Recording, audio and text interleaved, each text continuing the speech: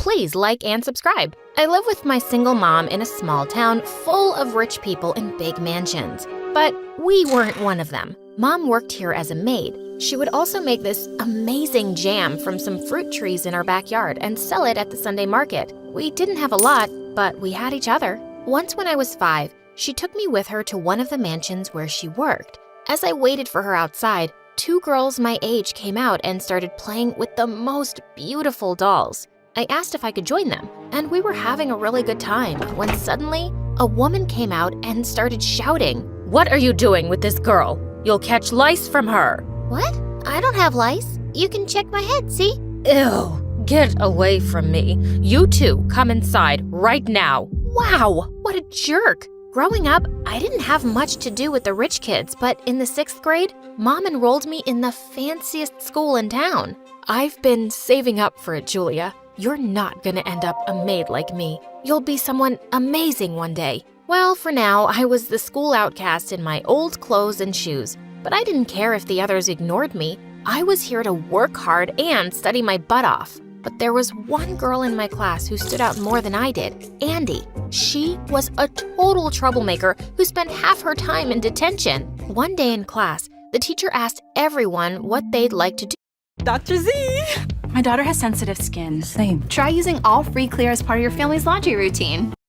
I had 20 years of experience as an HR professional, and I had reached a ceiling, so I enrolled in UMGC. I would not be the person that I am today had it not been for the partnership. When they grew up, I said I'd like to be a doctor so I could help other people. But when Andy's turn came, she stood up and said, When I grow up, I want to have 100 kids so I can have 100 friends and no one can say no to being my friend. They will love me and fear me. That's a really silly answer, Andy. Fine, I'll become a gangster then. If I can't be loved, I will be feared. And with that, she jumped onto the table and started doing some weird karate moves as everyone started laughing. The teacher sent her off to the principal and she just left grinning. A few weeks later, there was a festival in town, and Mom and I decided to set up a stall to sell her jams. Andy came over and I asked her what she'd like to buy. Oh, I never buy anything. I either steal it or take it for free. And she just stuck her hand in a bottle and started eating it with her fingers. I pounced on her and we broke into a fight, but Mom pulled us apart right away and started apologizing to her. She even sent her off with free jam. Mom, why did you say sorry when it wasn't my fault? Julia, we are the poorest here. We can't afford to pick fights with these people. Promise me that you won't fight her again. I reluctantly promised, although now I wished I'd kicked Andy's butt harder while I had the chance. A few days later, I was on my way to the market to buy some garden supplies when a couple of senior girls from the school blocked my way. One of them pinned my arms behind me while the other took the money I had in my pocket. They pushed me to the ground and started running. As I chased them, someone whizzed past me on roller skates and flew right at them, knocking them both to the ground. It was Andy. How dare you bully my victim? Only I can bully her. If I ever see you bothering her again, I will hunt you down and kill your entire family and your cats. No, wait, cats are too cute. Just your ugly family, then. The girls got scared and ran away, and I was shocked that Andy had defended me. Thank you, Andy. I really hadn't expected this from you. Shut up, loser, and don't tell anyone that I saved your sorry butt. I don't want my reputation ruined. And with that, she skated away. But I knew now she wasn't as bad as she pretended to be. So the next day at school, I sat with her at lunch and pushed an extra sandwich towards her. She looked really surprised, then picked up the sandwich and started eating it. You're poor and your mama's ugly. Oh my God, what is the matter with you? Whoa, calm down. Friends joke with each other, right? Like, hey, you're ugly. That's why your dad left you. Haha. Someone said that to me once. That's what friends do. No, they don't. Wait, did you just say we're friends? I guess, since you're practically begging me. You can also be my minion and carry my stuff.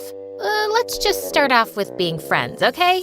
And since that day, we were. I was happy to finally have a friend in school, even if it was this weird Andy. One day after school, Andy asked me to come over to her mansion, but when we got there, I was kind of shocked. The place looked like it hadn't been cleaned in weeks. When we went to the kitchen for food, all the pots were empty. even the fridge. Where's all the food? How would I know? My mom's hardly ever around, and my blind old grandma doesn't know anything. She doesn't care if I starve. For the first time, I felt really sorry for Andy. It was obvious that she was completely neglected here. I told her to come to my place instead, and as we were leaving, we spotted her grandma walking down the hallway. Andy called out to her. Hey, oldie, how long will you live? You've already been around for a century, and you do nothing except finish all the food. It's time to go now. Her grandma yelled angrily and charged at us with her walking stick, but we ran off giggling before she could catch us. And since that day, I started inviting Andy often to eat with us at my house.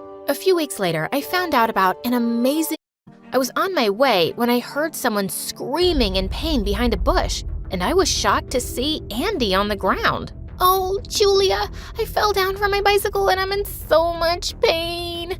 I'm sure I've broken my ankle. Please help me and take me home. Oh, God, I can't believe I'm gonna die before my grandma.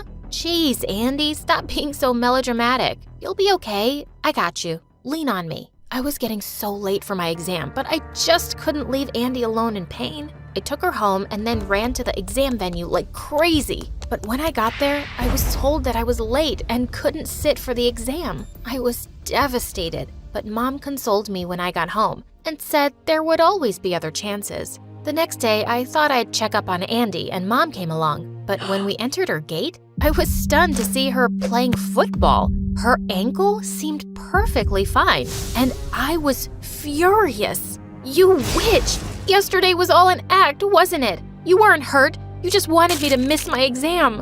Why? How can anyone be such a big jerk, Andy? Well, I can be. I've had years of training, and I was actually saving you from disappointment.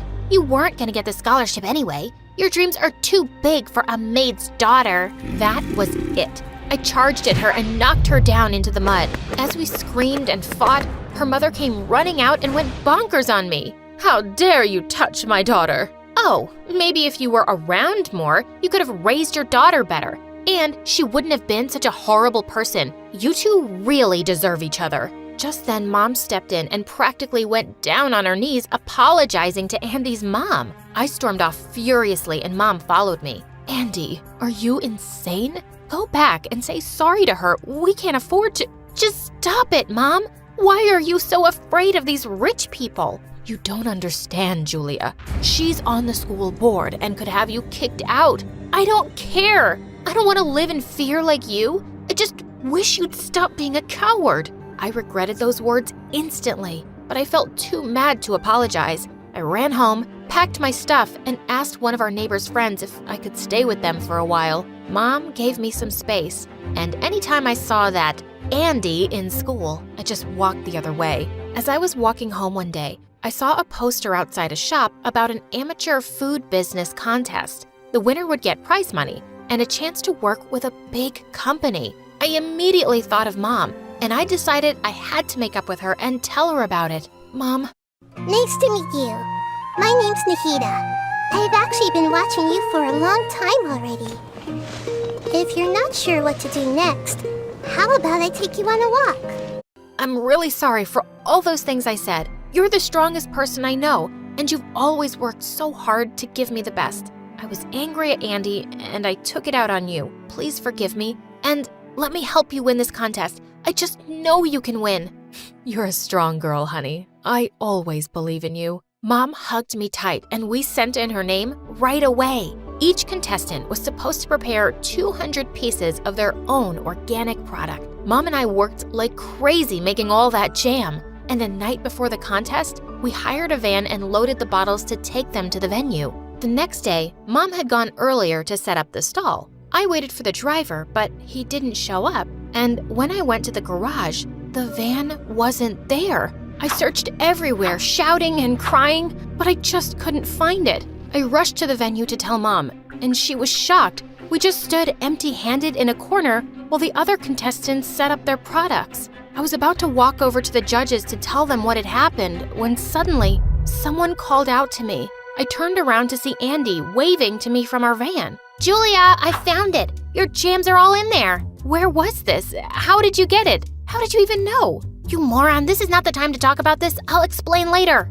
Mom and I went on stage and showed our products to the judges. They seemed really impressed. Sometime later, when the results were announced, we were shocked when Mom and I were declared the winners. We screamed and jumped for joy. I even pulled Andy into her hug, but seconds later, I pushed her away. Wait a minute. Did you take the van, Andy, just to mess with me again? No, of course not. I came by to wish you luck when I saw you crying over your missed van. And well, I'm friends with half the thieves in this town. It wasn't hard for me to find it. I don't understand you, Andy. You went through all this trouble to save the day. Then why did you make me miss my exam? Because I knew that if you took that exam, you would have qualified and you would have left town. I don't want you to leave me. Just saying that makes me feel sick. And that's why I never wanted any friends. And I grinned and hugged her. She was such a weirdo. After winning the contest, Mom started working with a big food company. And soon enough, we were able to shift into a lovely new home. Once it was ready, Mom and I went over to Andy's place one day to invite her over for dinner. But when we got there, we saw her mom at the door with a suitcase. And Andy seemed to be upset. Mom, please don't leave me with Grandma for a month. I hate being here alone with her. Why don't I come with you? Don't act like a baby, Andy. You have everything you could need. Why are you always whining? I can't take you to meet my boyfriend's family. He doesn't even know I have a child. Seeing the hurt on Andy's face, I couldn't take it anymore. Hey, Andy, I just came here to tell you that I'm always here for you, and so is my mom. We're like your family. Do you want to come and live with us? And for the first time ever, I saw Andy cry. She shouted a big yes and hugged us. But suddenly, her mom turned livid. What do you mean, yes? You can't just go live with them. You're gonna leave me? Your mama?